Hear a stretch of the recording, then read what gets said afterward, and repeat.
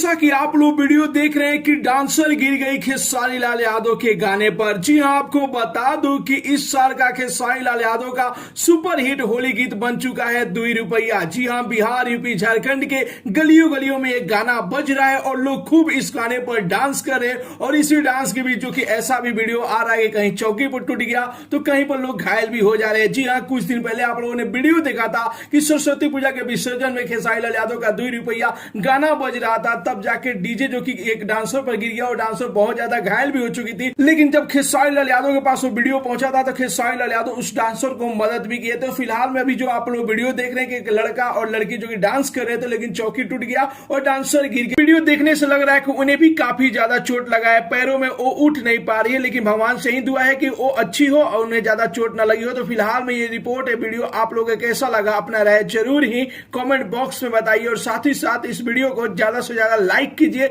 ज्यादा से ज्यादा शेयर कीजिए। तो मिलते हैं अगले वीडियो में एक नया न्यूज के साथ, तब तक के लिए बाय बाय, टेक केयर, जय हिंद।